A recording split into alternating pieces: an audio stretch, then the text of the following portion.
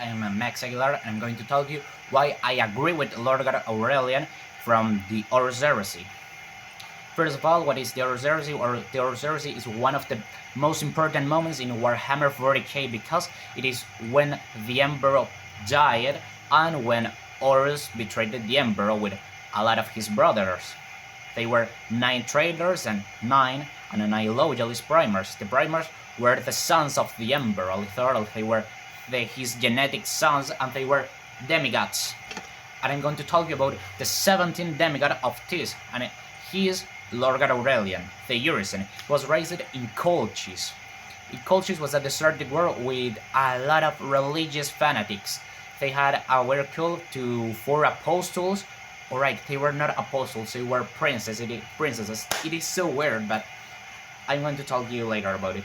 Lorgar obviously accepted this cult, this idea of gods, but he didn't believe in those 4 princesses because he, since the 8 years, had a lot of nightmares about how his god came to his world. Literally, Lorgar became like a prophet, because literally he already knew when his god will come to his world, because Lorgar knew that when his father will come to Colchis. The Emperor came to Colchis. Alright, it happens. At this point, Lorgar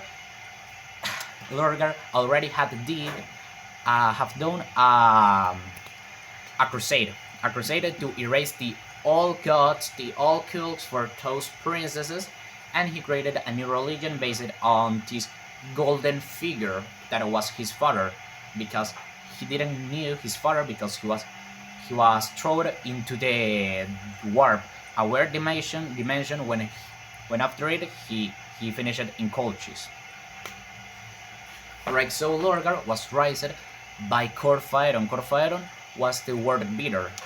Literally, he was another prophet in this world, in Colchis. Corphaeron always were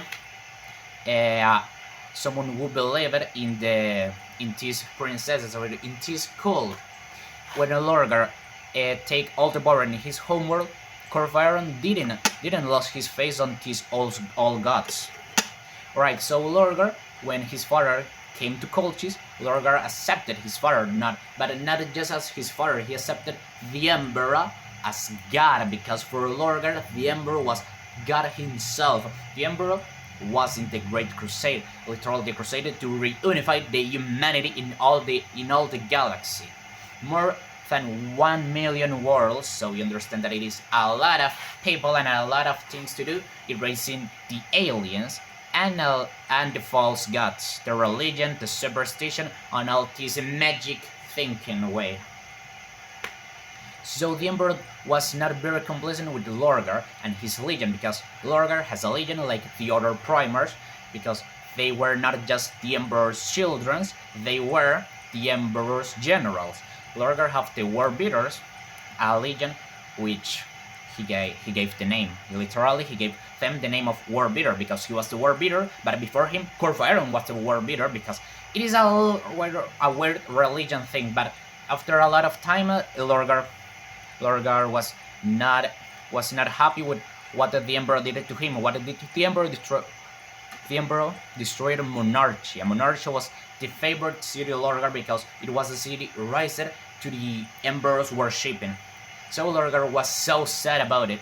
And what happened after it was the Lorgar betrayed the Emperor, accepting the false gods, the ruinous powers, the chaos gods. Literally, he accepted the old cult because he was influenced by Corphaeron and Erebus. It is a lot of problems that he had. I literally agree with the Lorgar a lot because the Emperor destroyed his fate. The Emperor was not just a man or his father, the Emperor was his god. When your own god destroys your own religion, your own idea of him, it is so bad. When we have someone in a pillar, it is so bad for us and for that person, and it is what happened to Lorgar. And what did the Lorgar after it?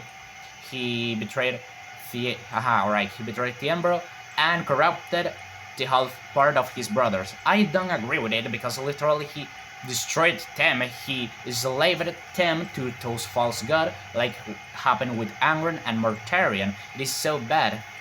Alright, teacher, I have finished it because it is more than 5 minutes.